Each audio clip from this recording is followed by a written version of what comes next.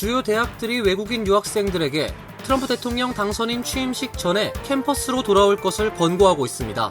불체자 체포도 확대돼 그동안 단속이 금지된 교회나 학교, 병원 등에서도 대규모 단속이 이뤄질 것이라는 예상입니다.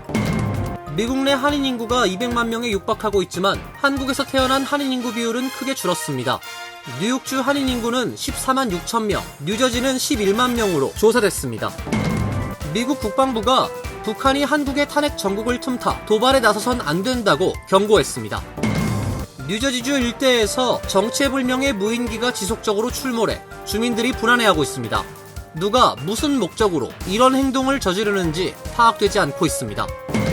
중국산 마늘이 인분과 하수로 재배됐다는 주장을 펼쳤던 연방 상원 의원이 또다시 중국 저격성 발언을 한 것으로 알려져 논란이 일고 있습니다. 이상은 오늘의 주요 뉴스입니다. 시청자 여러분 안녕하십니까? KBN 뉴스입니다. 주요 대학들이 외국인 유학생들에게 트럼프 대통령 당선인 취임식 전에 캠퍼스로 돌아올 것을 권고하고 있습니다. 트럼프 집권 1기 때처럼 일부 국가를 대상으로 미국 입국 금지령을 내릴 가능성이 큰 것으로 알려지고 있습니다. 불체자 체포도 확대될 것으로 보입니다.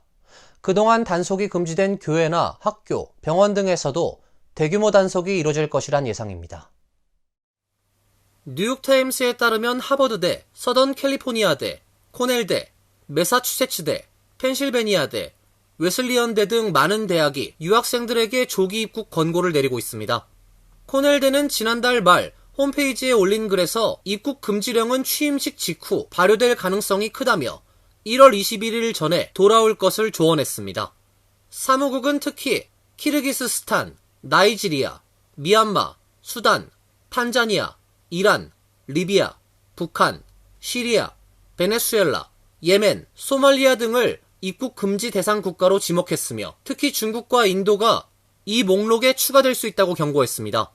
대학들은 또 모든 학생에게 입국 지연 및 서류 요구 강화 가능성도 대비할 것을 권고했습니다. 하버드대도 학기 시작 전 1월 20일에 앞서 시간을 확보하라고 말했습니다. 트럼프 당선인은 집권 1기 때 무슬림이 다수인 7개국을 상대로 미국 입국 제한 정책을 시행했고 이에 따라 수천 명의 학생이 미국에 재입국하지 못했습니다. 그는 이번 대선 과정에서 재집권 시 이 정책을 다시 적용하겠다고 공언해왔습니다. 한편 NBC 뉴스는 어제 연방이민세관 단속국 요원들이 교회, 학교, 병원, 장례식장, 결혼식장, 공개 시위 현장과 같은 민감한 장소나 근처에서는 감독관의 승인 없이는 이민자를 체포하지 않고 있는데 트럼프 대통령 당선인은 그와 같은 정책을 폐기하려 한다고 보도했습니다. 교회, 학교 등에서 불체자 체포를 자제하는 정책은 버락 오바마 행정부 시절인 2011년 당시 도입됐고 현재까지 이어져 내려왔습니다. 미국 내 한인 인구가 200만 명에 육박하고 있지만 한국에서 태어난 한인 인구 비율은 크게 줄었습니다. 한인 신규 이민자 유입이 감소하고 있는데요. 뉴욕주 한인 인구는 14만 6천 명, 뉴저지는 11만 명으로 조사가 됐습니다. 보도에 김태희 기자입니다. 연방 센서스국이 오늘 공개한 2018-2023 아메리칸 커뮤니티 서베이 5년 추정치 통계에 따르면 전국 한인 인구는 199만 8,698명으로 집계됐습니다. 2014-2018년 5년 추정치 발표 당시 한인 인구 184만 2,251명과 비교하면 8.5% 늘어난 수준입니다. 전체 한인 인구 대비 한국 출생자 비율은 51.4%로 5년 전 조사 당시 57.1%와 비교하면 5.7%포인트 줄었습니다. 미국으로 이민 오는 한인 신규 이민자가 줄어들고 있습니다. 뉴욕주 한인 인구는 14만 6,133명으로 조사됐습니다. 5년 전보다 4천여 명 증가했습니다. 하지만 한인들이 많이 거주하는 퀸즈 지역 한인 인구는 5만 명을 겨우 넘긴 5만 385명으로 5년 전보다 7.2% 감소했습니다. 맨해튼 한인 인구는 2만 882명, 브루클린은 15,454명으로 나타났습니다. 뉴저지주 한인 인구는 11만 1,443명으로 5년 전보다 6,600여 명 증가했습니다. 버겐 카운티는 7.8%, 허드슨 카운티는 11.5% 늘어났습니다. 특히 타운별 조사에서 포트리 한인 인구가 9,802명으로 펠팍 9,656명을 앞질렀습니다. 주별 한인 인구는 캘리포니아가 56만 명으로 가장 많았고 뉴욕, 텍사스, 뉴저지, 워싱턴주가 뒤를 이었습니다. 한편 미국의 총 인구는 3억 3,238만 7,540명으로 5년 전 인구 대비 2.9% 증가했습니다. 미국의 자가주택 단위수는 총 8,290만 개로 5년 전 대비 8.4% 늘어났으며 지난 5년간 미국 가구의 중간소득은 78,538달러로 7% 증가했습니다. 빈곤율은 같은 기간 14.1%에서 12.4%로 하락했습니다. KBN 뉴스 김태희입니다. 미국 국방부가 북한이 한국의 탄핵 정국을 틈타 도발에 나서선 안 된다고 경고했습니다. 미 국방부 부대변인은 어제 브리핑에서 대한민국에선 현재 민주적 정치 절차가 진행되고 있다고 생각한다며 어떤 행위자도 그 과정을 이용하지 않길 바란다며 북한의 도발을 경고했습니다.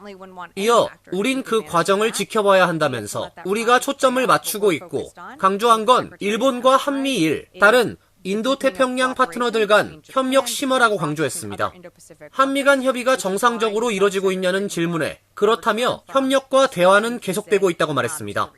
일본 방문을 마친 로이드 오스틴 국방장관이 한국 계엄 사태로 방문을 취소했는지 질문엔 최근 한국에서 사건으로 인해 한국 방문을 연기했다며 우린 그곳의 카운터파트들과 놀라운 관계를 맺고 있고 그 관계는 지속될 것이라고 밝혔습니다. 뉴저지주 일대에서 정체불명의 무인기가 지속적으로 출몰해 주민들이 불안해하고 있다고 AFP 통신이 보도했습니다. 불빛을 번쩍거리는 대형 드론이 특유의 소음과 함께 머리 위를 날아다니는 위험한 상황이 몇 주째 이어지는데도 누가 무슨 목적으로 이런 행동을 저지르고 있는지 파악되지 않고 있습니다. 뉴저지주 버겐 카운티의 한 주민은 정신 나간 일이면서 그것들이 목격됐는데 설명도 없다는 게 상당히 우려된다고 말했습니다. 소셜미디어 X에도 추수감사절 이후 매일 밤 그것들을 보고 있다며 나무 높이 혹은 그보다 조금 더 높은 곳을 맴돌았다는 주장의 글이 올라오고 있습니다.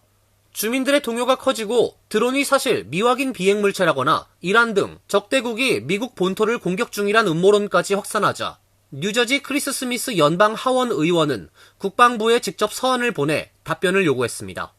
스미스 의원은 무인 항공기가 여러 차례에 걸쳐 뉴저지 상공을 날아다녔고 그런 장소들 중에는 내 지역구에 있는 군사시설을 포함 민감한 장소와 핵심 기반 시설에 근접한 곳이 있었다고 말했습니다. 지난 주말에는 다수의 무인기가 해안경비대의 구명정을 따라 날아다녔다는 제보도 있었다고 덧붙였습니다. 국방부는 문제의 드론이 미군이 쓰는 군용 드론이 아니라는 것 외에 속 시원한 답변을 내놓지 못하고 있습니다. 국방부 부대변인은 초기 평가 결과 외국 적대 세력이나 외국 단체의 소행이 아닌 것으로 보인다면서 이란의 드론 모선이 미국 본토에 접근해 드론을 날리고 있다는 주장은 사실이 아니라고 말했습니다. FBI는 뉴저지주의 드론 출몰 사건을 인지하고 여타 기관들과 공조 중이라고 밝혔습니다. 중국산 마늘이 인분과 하수로 재배됐다는 주장을 펼쳐 논란을 일으켰던 연방 상원 의원이 또다시 중국 저격성 발언을 한 것으로 알려졌습니다. 중국 현지 매체 관찰자망 등에 따르면 릭 스콧 상원 의원은 지난 10일 중국 공산당에서 재배된 마늘이 미국 식량 안보에 상당한 위협을 가한다는 내용의 성명을 발표했습니다. 스콧 의원은 중국에서 마늘은 인분으로 재배되고 비위생적 조건에서 수확되며 이 과정에서 노예 노동과 아동 노동이 동원된다는 보도가 있다고 주장했습니다. 그는 미국 농무부에 보낸 서한을 통해 마늘을 포함한 중국산 수입 식재료 관리에 대한 우려가 크다며 필요한 조사를 할 것을 촉구했습니다. 또 노동부에 아동 노동이나 강제 노동을 이용해 생산된 제품 목록에 중국산 마늘을 포함해달라고 요청했습니다. 중국 현지 매체들은 스콧 의원이 이전부터 중국산 마늘 위험론을 퍼뜨려왔으며 그의 주장은 중국산 식품에 대한 공포감 조성의 연장선상이라고 밝혔습니다. 중국산 마늘의 수입 금지가 이뤄진다면 마늘 가격이 상승해 미국 최대 마늘 생산지인 캘리포니아에 이익이 될 것이란 주장입니다. 한편 연방 하원 의원은 지난 11일 미국 군사기지 내 매점에서 중국산 냉장 마늘과 생 마늘 판매를 금지하는 내용을 포함한 법안을 통과시켰습니다. 트럼프 2기 출범을 앞두고 반도체 등 핵심 산업 분야에서뿐만 아니라 먹거리 분야까지 갈등이 격화되는 조짐을 보이고 있습니다. 백악관 복귀를 앞두고 있는 트럼프 당선인에 대한 기대가 높은 것으로 나타났습니다. 특히 이민 정책과 경제 정책에 대한 지지율이 높았습니다. 반면 퇴임을 앞두고 자신의 차남을 사면한 바이든 대통령에 대해서는 비판의 목소리가 컸습니다.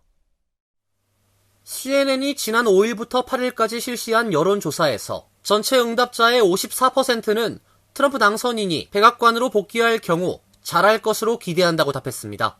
이번 조사에서 응답자의 55%는 현재 정권 인수 방식에 찬성한다고 답했습니다. 트럼프 당선인은 경제 및 이민 정책과 관련해 높은 점수를 받았습니다. 경제 정책과 이민 정책과 관련해 트럼프 당선인을 신뢰한다는 응답은 각각 69%와 61%를 기록했습니다. 반면 트럼프 당선인의 이들 정책을 신뢰하지 않는다는 응답은 35%와 40%였습니다.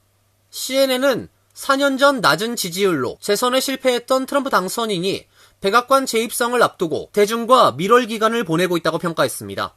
반면 조 바이든 대통령이 퇴임을 앞두고 불법 총기 소지와 탈세 혐의로 유죄 판결을 받은 차남 헌터 바이든을 사면한 가운데 미국인 10명 중 약 2명만 이를 긍정적으로 평가한 것으로 나타났습니다. AP통신이 NORC 공공연구센터와 함께 실시한 여론조사에 따르면 바이든 대통령의 이번 사면을 찬성한다는 답변은 22%로 조사됐습니다. 민주당원은 38%가 사면에 찬성한다고 답했고 공화당원은 7%만 사면에 동의한다고 말했습니다. 반면 사면에 반대한다는 공화당원의 비율은 80%로 압도적으로 높았습니다. 미국의 11월 소비자 물가가 전망치에 부합하는 수준을 기록한 것으로 나타났습니다. 노동부는 11월 소비자 물가 지수가 전년 대비 2.7% 상승했다고 밝혔습니다.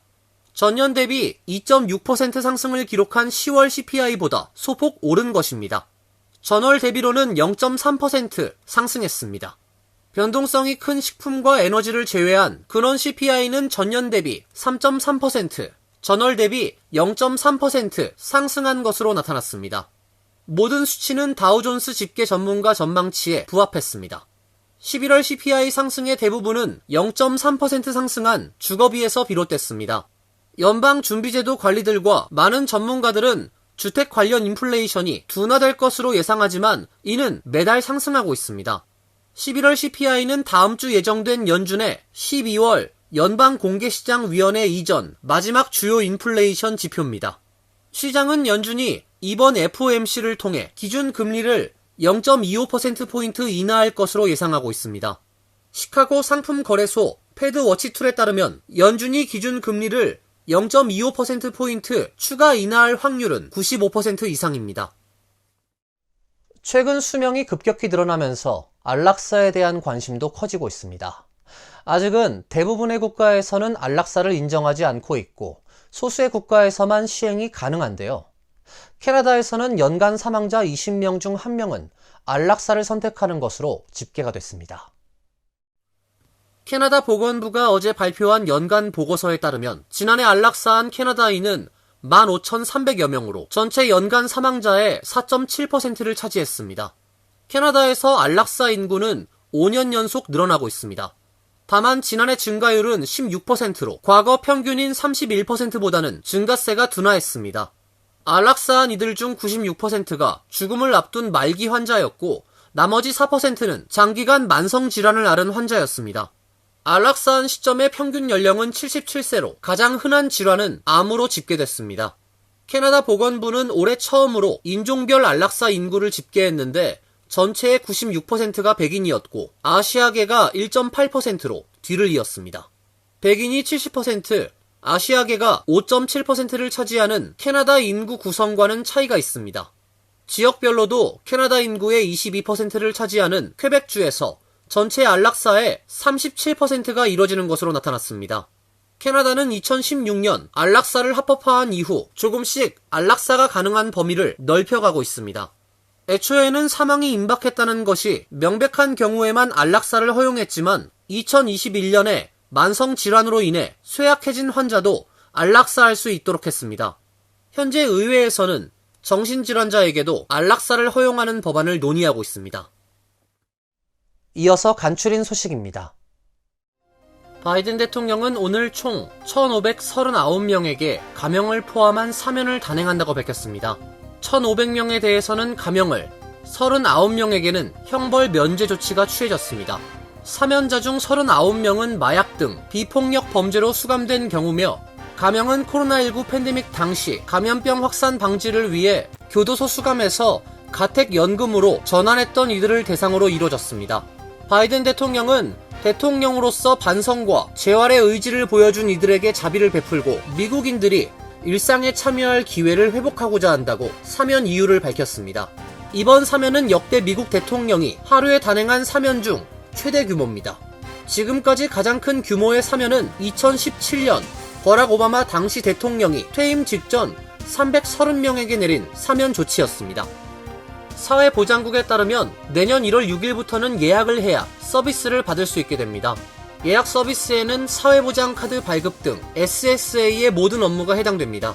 단, 취약계층, 군 복무자, 말기 질환자, 긴급 지원이 필요한 사람은 예약 없이 오피스를 찾아도 도움을 받을 수 있습니다. 또 대기 시간이 거의 없거나 방문자 수가 적은 SSA 오피스의 경우 예약을 하지 않고 방문해도 서비스를 제공할 예정입니다. 사회보장은 예약제 시행은 서비스 과정을 간소화해 대기 시간을 줄이기 위해서라고 밝혔습니다. 국토안보부는 노동허가증 EAD 카드 자동 연장 기간을 기존 180일에서 540일로 늘리는 최종 규칙을 발표했습니다. 2022년 5월 4일 이후 노동허가증 신청서를 제출했지만 계류 중인 경우 노동허가증 갱신 신청서를 적시에 신청했지만 못 받은 경우 등에 적용되며 내년 1월 13일부터 발효됩니다. 노동허가증은 만료 6개월 전부터 갱신 신청할 수 있습니다. 국토안보부는 팬데믹 이후 이민 적체 현상이 심해지고 망명 신청자도 급증하면서 노동허가증이 갱신이 늦어지는 경우가 많아 이 같은 조치를 취하게 됐다고 설명했습니다. 뉴저지주 최초 한국계 여성 의원인 엘렌 박 주 하원 의원이 3선 도전을 선언했습니다. 박 의원은 어제 같은 지역구에서 의정 활동을 펼치고 있는 샤마 헤이더 주 하원 의원과 함께 러닝메이트로 내년 6월 민주당 예비선거에 출마하겠다고 공식 선언했습니다. 박 의원은 우리가 지금껏 이뤄온 업적에 대해 자랑스럽게 생각한다며 하지만 아직 소상공인 지원, 대중교통 개선, 이민자 커뮤니티의 안전과 존엄성을 위협하는 정책에 맞서기 위해 할 일이 많이 남아있다고 밝혔습니다.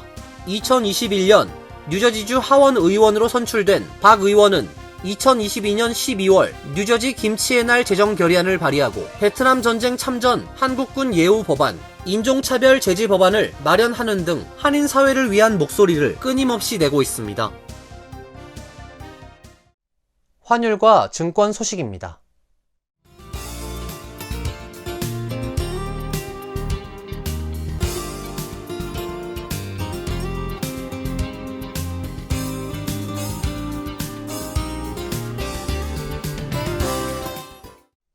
이어서 날씨입니다. 내일도 하루 종일 추운 날씨가 예상됩니다. 낮 최고 기온 34도, 섭씨 1도, 밤 최저 기온 26도, 섭씨 영하 3도로 예상됩니다. 토요일은 맑고 화창한 날씨가 예상됩니다. 일요일은 구름이 많은 날씨가 예상되며 월요일은 다시 비 소식이 있습니다. 이상으로 KBN 뉴스를 마칩니다. KBN과 함께 즐거운 시간 되시길 바랍니다. 동부 최대 한인방송 KBN이 제작하는 KBN 뉴스는 웹사이트 mykbn.com 그리고 유튜브와 페이스북에서 다시 보실 수 있습니다. 좋아요, 구독, 알림 설정은 뉴스 제작에 큰 도움이 됩니다.